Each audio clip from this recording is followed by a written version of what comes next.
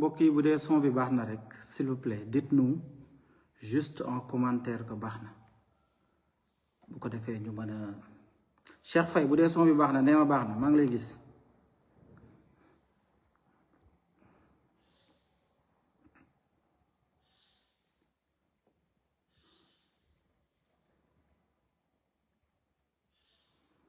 waaw lu jar a partager la quand même lu jar a partager la parce que on aura des choses à dire. Cheikh, le son est bon?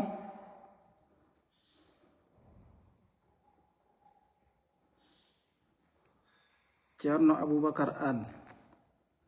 Parfait, merci beaucoup Cheikh jërëjëf. mbokk yi salaamaaleykum dañoo ñëw ngir waxtaan ak yéen waaye leeral aussi parce que réew mi fi mu toll ci wàllum politique dafay jar souvent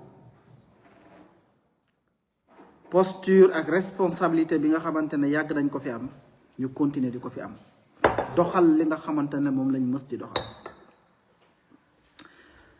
damay ñëw ci l'actualité de ce matin boo ko jëlee de vendredi à aujourd'hui mooy d'une part la modification du code électoral en son article L29 et L30 initiée par les députés représentants du peuple mandataires du peuple. loolu am na fi samedi ngeen gis commission bi daje le ministre de la justice demoon assemblée nationale ministre bi nga xamante ne moom fa waroon nekk beneen ministre di Bamba Cissé nekkoon daaka ba tax mu jul woon ñëw waaye commission bi gisuñu opposition en tout cas ci information yu ñu am boo xam ne gouvernement bi def na ko sur la modification du code électoral notamment ci article L29 L30 kon loolu amu ci loolu dina am yuñ ci leeral waaye daa am fu may tàmbali mbir mi waxtaan bi mbokk yi parce que il faudrait que ñu am visage jëmm yoo xam ne faw ñu am lu ñu teg ci seen kanam ngeen gis fàttaliku leen il y a peut-être 2 semaines ou 3 maanaam premier trimestre 2026 bi mu jeexee parce que bu ngeen fàttaliku président de la république dafa waxoon ne kat dina jéem a fexe premier trimestre 2026 ñu dugal ay modifications notamment ci cour constitutionnelle ak yeneen bi ñu ko gisulee man jàpp naa ne liggéey bi xëy na ñi ngi ci parce que gouvernement bi je sais que c'est du sérieux et je sais que gars yi ñi ngi ci mais ci boobu jamono pour des raisons politiques da ngeen a dégg ki nga xam ne maître Abdoulaye Tine jaru ko woon waaye dama ne faw mu leer maître Tine da ngeen a dégg mu dem ne proposition de loi bi mi ngi ci tableau ci nga xam ne moom mooy projet de loi bi mi ngi ci tableau ki nga xamante ne moom mooy président assemblée nationale et que jox nañ ko ki nga xamante ne moom mooy commission bi des lois bu maître Tall ne à l'époque maître Tall dafa génnoon daat ne loolu amul mbokk yi maître Abdoulaye Tine dafa fen il faut mettre les mots dafa wax lu dul dëgg te ñoom loolu la ñu xam mi ngi ci coalition boobu ñuy tudd du ma tudd ci coalition bi ñi ngi wax naan révolution amul effectivement ñoom gëmuñu révolution parce que seen bëgg-bëgg rek moo leen ñor mais dafa wax lu dul dëgg dafa kàcc te tey la publication faite par la présidence de la république ne am nañ ay projet yoo xamante ne dañ ko bëgg a soumettre askan wi avant muy dem conseil des ministres ñu koy examiner ñu koy soog a yóbbu assemblée nationale mu ne ñoom loolu la ñuy wan askan wi muy modification constitution création cour constitutionnelle nouveau code électoral la loi sur les partis politiques donc publication bi présidence def ne ñoom ñi ngi ci doon liggéey et que dinañ ko mettre à disposition askan wi donc demagul assemblée nationale day firi ne maître Abdoulaye Tine bu coalition boobu lam génnoon bëgg koo sosal assemblée nationale par ricochet sosal ko Pastef parce que ñoo yor assemblée nationale et son président da doon fen et lii dama ne woon mu leer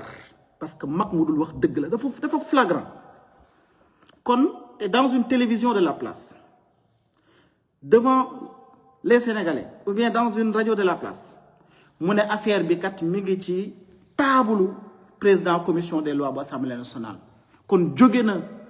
ci gouvernement bi dem na assemblée nationale ci ay kàcc kese ci koo xamante ne nee nga avocat daf ñoo bëggoon a donc jaxaseeg askan wi mais am na kàcc yoo xam ne du bee jaaw déedéet l'histoire l'a répété. Maître Abdoulaye Tine, tu as menti devant les Sénégalais et tu es un menteur. Donc il faudrait que les gens le sachent. Maintenant, un tel profil, une telle identité, relique politique, n'a pas de base politique. Bu taxawee position bi mu amee nii mu ko amee nii du ñu bett parce que des charognards lii dong la ñu xam. Quand tu veux faire de la politique da nga koy def mu ànd ak moral ànd ak dëgg ànd ak gëm-gëm même boo d'accordul ak nit sax am na ci yoo xamante ne sa moral war na la ci téye sa scrupule war na la ci téye mais si tu n'en as pas di fen yu tooyee nii ba mu rattraper la en espace d'1 mois je pense que war nga xoolaat sa bopp te li muy wax ça s'adresse à Maître Abdoulaye Tine parce qu'il a menti devant les Sénégalais sosoloon Assemblée nationale sosoloon Maître Abdoulaye Tall bëgg a wax ne projet de loi bi nga xamante ne annoncé woon nañu ko mi ngi ci table présidence Assemblée nationale notamment ci ki nga xamante ne mooy président de la commission de loi loolu la waxoon tey moom moo génnaat tey dem leen xool je pense Dakar Matin ou je ne sais où mu naan les députés de PASTEF je leur demande de surseoir à leur modification parce qu'il y a un nouveau code. Lui il doit se taire il n'a absolument rien à dire parce que c'est un menteur chevronné te preuve mensonge yaa ngi nii c'est ce que j'avais à dire sur Maître Abdoulaye Tine. léegi nag ñu jëm ci li nga xamante ne moom mooy la situation actuelle bi nga xam ne gis nañu semaine bi effectivement député yi jël ay décisions ay initiatives mu am également lu xew tey waaye daam lu ñuy leeral ci bu njëkk mooy initiative parlementaire bi nga xamante ne député yi jël nañ ko bi si njëkk mooy ñoom seen initiative parlementaire boobu ñu def article 80 bu constitution Sénégal dafa leer mu ne initiative parlementaire maanaam li nga xamante ne moom mooy tax loi mën a nekk ñu baal ma initiative des lois ñii ñoo ko mën président de la république premier ministre wala député yi te député yi li ñu def kon lu leen constitution may la donc ñoom bu leen neexee ñu bañ a xaar président bañ a xaar premier ministre sukkandiku ci suñu constitution am initiative parlementaire mooy li ñu def kon la constitutionnalité de l'initiative ne relève d'aucun doute lu ñu war a def la def nañu ko boobu bi si njëkk. Assemblée nationale également dafa am fonction boo xamante ne ñëpp xam nañ ko dafa am une compétence autonome compétence boobu nag ki ko may mooy suñu constitution. kon ñoom aussi bu leen neexee mën a jël ay décisions yoo xamante ne day méngoo ak suñu constitution te du wékku ci li nga xamante ne moom mooy exécutif bi. maintenant ci contexte institutionnel actuel bi nga xamante ne moom la ñu ne président de la république dafa waxoon ne ci benn délai ne dinañ transmettre des projets de loi à l'Assemblée nationale délai boobu bu mu eggee te waa Assemblée nationale li gisaguñ ko xëy na ñoom ñu am ay yitte ñoom Assemblée nationale ci seen bopp. ñooñu amal li nga xamante ne moom mooy initiative parlementaire boo xamante ne dañoo jàpp ne dañoo war a changer loi tel bokk na ci bi nga xamante ne moom mooy code électoral L29 L30 te loolu yëpp pour assurer li nga xamante ne moom mooy continuité bi nga xamante ne moo nekk ci processus législatif maanaam président de la république mën na liggéey ci ay texte de loi ay projet bëgg ko transmettre à l'Assemblée nationale ne leen date sangam dinaa leen ko indil xëy na ñoom date sangam gisuñu ko et je ne doute pas que la présidence yi ngi ci doon liggéey xëy na amuñu information que ne mi ngi ñëw ñoom ñu initier li nga xamante ne moom initiative parlementaire conformément à la constitution di mu leen ko maye mooy li tax ngeen gis l'initiative parlementaire bi nga xamante ne député yi def nañu ko mu jëm ci li nga xamante ne mooy modification article L29 ak L30 kon loolu la constitution leeral na te lu leer nañ li nga xamante ne mooy ci seen mission beneen bi mooy procédure bi nga xamante ne c'est en cours mbokk yi gis ngeen dépôt proposition de loi mbir la moo xamante ne constitution moom moo ko encadré ak li nga xamante ne moom mooy règlement intérieur bu assemblée nationale dès lors que ñu déposé ko proposition de loi bi day topp li nga xamante ne moom mooy cheminement législatif am normal examen de recevabilité par le bureau bi daal di xool ba xam ñii lii nga xamante ne moom la ñu jox c'est recevable ñu transmettre ko au président pour avis, conférence au président de l'Assemblée nationale, conférence des présidents pour la saisine de la commission compétente daal di daje ñu fixer li nga xamante ne moom mooy calendrier bi examen bi commission examen en séance plénière et adoption. lii mooy yoon bi nga xamante ne moom la proposition de loi amee kon procédure bi nga xamante ne moo nekk en cours dafa war a continuer dara war a ko taxawal parce que loolu moo méngoo ak texte yi nga xamante ne moom moo encadré suñu fonctionnement wu institution loolu mu leer d'autant plus que d'après les informations que nous avons le ministre de la justice samedi passé mi ngi woon à l'Assemblée nationale et que moom d'accord na ci donc gouvernement bi ànd nañ ci li nga xamante ne moom mooy waa Assemblée nationale ci modification projet de loi bi parce que la constitutionnalité de ce texte tant que mi ngi ànd ak suñuy gëm-gëm ak suñu constitution rek mënees nañ ko nangul. beneen bi ci li nga xamante ne moo jëm ci wàllu woowu Assemblée nationale tàmbali nañ ab liggéey ci modification article L29 L30 ci code électoral boo xamante ne existé na mi ngi ne ñoom li leen loi wax la man fi mu ne nii aw ma ci position pour le moment je donne juste une information li loi wax mooy ñoom bu leen neexee ñu continuer bi ñu continuer il y a un nouveau code boo xamante ne projet la ñëwagul Assemblée nationale te nouveau code boobu man gisaguma ko de mais jàpp naa ne lu baax a baax la ci réew mi sérieusement jàpp naa ne nouveau code bu baax la mais en attendant ñu koy adopté di changer ancien code bi lañ modifier li ñuy modifier taxaw xaar ba bu ñëwee gën a baax ñu voté ko ñu remplacer ancien code bi par le nouveau code électoral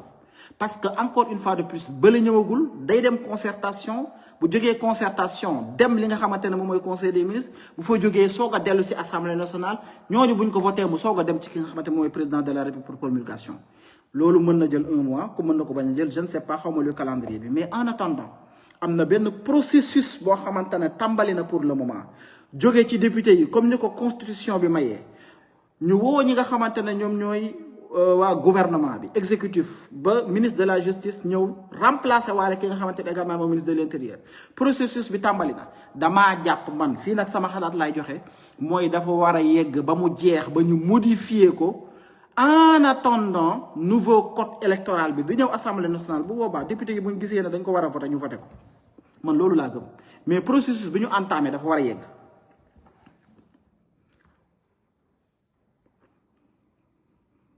léegi nag gis ngeen dafa am loo xam ne dafa war a leer te loolu député yi sax war nañ ko xam waaye askan wi également war nañ ko xam gis ngeen initiative parlementaire mënta remettre en cause prérogative exécutif maanaam l'exécutif le gouvernement seen initiative parlementaire u député yi mënta remettre en aucune façon en cause lii nga xamante ne moom mooy prérogative exécutif bi donc day exercer wu en parallèle mën naa ne sax en réalité constitution bi ni mu ko prévoir bu ñu déggoowee ñoom ñaar ñëpp ku ci nekk da ngay mën a doxal li ngay war a doxal dañuy complémenté waale ku ci nekk da ngay mottali sa morom rawatina sax ñi nga xamante ne ñoom ñooy exécutif bi parce que ñoom bu ñu amee initiative am projet am lu ñu bëgg a jàllale ci wàllu loi faw ñu am entente ak ñi nga xamante ne ñoom ñooy parlementaires yi député bi entente bi nag nekkul combine faw ñu déggoo ci li nga xamante ne moom lañ bëgg a def ñëw présenter leen ko convaincre leen muy njariñal askan wi ñu mën koo voter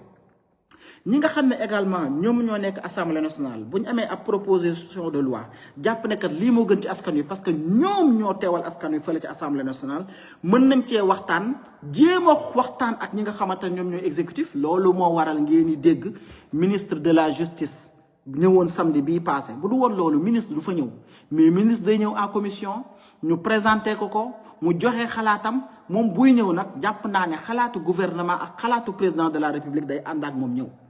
parce que ministre de la justice lu toll ni proposition de loi mënta ñëw assemblée nationale sans mu am retour ay kilifaam notamment premier ministre notamment président de la république donc bu ñu ko valider rek ça veut dire que entente am na te loolu samedi nee nañu loolu la ñu am kon remettre benn yoon en cause li nga xamante ne moom mooy prérogative exécutif kon conflit de compétence amul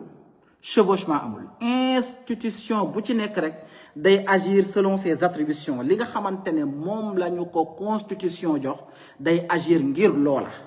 lu méngoo ak li nga xamante ne moom la ko constitution jox parce que nag en réalité comme on le dit principe séparation des pouvoirs bi ñuy wax ne réew mi dafa war a nekk un pays boo xamante ne ci wàllum justice la war a ne réew moo xamante ne dafa war a juste le principe de la séparation des pouvoirs ingérence warta am comme principe yooyu yëpp dafa am te dañoo ne dañu koy respecté yaa xayti exécutif ay prérogative am parlement assemblée nationale mënu ko xañ assemblée nationale ay prérogative am exécutif mënu ko xañ justice ay prérogative am également exécutif waru cee dugal ay loxoom loolu mooy séparation des pouvoirs ci principe yooyu nag buñ ci sukkandikoo mën nañoo jàpp ne amul conflit de compétence amul chevauchement institution bu ci nekk dans le cadre de ses attributions day réagir poser ay actes selon li nga xamante ne moom la ko constitution jox te séparation des pouvoirs loolu la jàngale te kat gis nga équilibre bii ma wax nii loolu mooy doxal am réew loolu rek moo mën a doxal am réew loolu moo tax réew mën a tegu ci yoon ci li nga xamante ne moom mooy nag esprit républicain wu démarche bi nga xamante ne am nañ ko mbokk yi objectif bi rek mooy garantir li nga xam ne mooy stabilité prévoir yenn yi nga xamante ne mën na ñëw suba te du yàq suñu réew waaye également processus démocratique mën a continuer ba entente am assemblée nationale dafa war a assumer rôle am jàpp naa ko waaye nag ci légiférer boobu nga xamante ne war na ko daf ci war a doxalee noo xamante ne njariñal askan wi la njariñal askan woowu nag moo tax ñoom acte bu ñuy poser pour le bénéfice des Sénégalais et du peuple sénégalais loi bi ñuy teg dafay méngoo ak suñu constitution waaye dafay méngoo ak li nga xamante ne moom mooy bëgg-bëgg askan wi waaye loi boobu amul loi boo xam ne dañ ko war a teg pour des raisons politiques ou bien pour des raisons yoo xamante ne rien ne l'explique non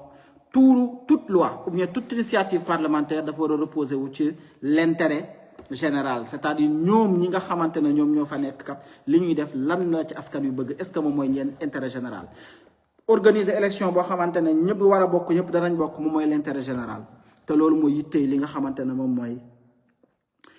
modification projet de loi bi kon jàpp naa ne mbir la moo xamante ne mu baax la te jàpp naa ne encore une fois de plus te foofu laay daanalee processus bi tàmbali na de l'Assemblée nationale teg nañ ko ba woo gouvernement bi en commission jàpp naa ne dafa war a continuer ba mu jeex tàkk bu continuer ba nga xamante ne voté nañu ko mu leer na ne loolu jàll na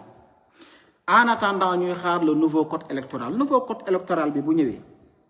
muy njariñal Sénégal gën a yees gën a méngoog li nga xamante ne moom mooy aspiration wu peuple sénégalais bi assemblée nationale député yi ñooy xool ñu voté ko Sénégal ñëpp bokkandoo une démarche inclusive am ñëpp mën cee gis seen bopp mais loolu firiwul ne bii ñu commencé dañ ko war a arrêté déedéet bële egseegul dañ ko annoncé bi nga xamante ne nag processus bi tàmbali na nañ ko eggale ba mu jeex tàkk bu eggee bële bu ñëwee day gën a yombal mbir yu jële fi li fi nekk gën a baax bu ñëwul bii fi nekk en attendant tant que bi ngi fi nekk ñu xam ne kat au moins bii respecté na li nga xamante ne moom mooy l'initiative parlementaire et les parlementaires comme je le dis mooy les députés ñoom ñooy les garants sont les mandataires pardon du peuple sénégalais loolu daal mbokk yi ci lu tënku rek mooy li nga xamante ne dama ne woon dinaa ko def live bi si njëkk mooy kooku ma tudd sànq ak coalition boobu nga xamante ne la muy wax dara du ci dëgg te kàcc gu saf sàpp la fi def devant les sénégalais ñaareel bi mooy lii nga xam ne wax naa ko léegi ci processus électoral bi ak coowal modification L29 L30 ensuite tey ñu gis un projet de nouveau code électoral l'un n'exclut pas l'autre mbokk yi bii mën nañ koo voter en attendant ba di ñëw looloo ci sama xalaat jërë ngeen jëf loolu rek lañ la woon dinañ ko waxtaane ak yéen di leen jox dig daje ba benn yoon incha allahu rabbi ce sera plus récurrent plus régulier pour leeral yu bëree bëri yoo xamante ne jàpp naa ne fi mu ne nii jot na ndaxte fa ñu jëm a tax on va préparer les élections locales comme je le disais et croyez-nous ñoo ngi ci liggéey bu baax a baax jërë ngeen jëf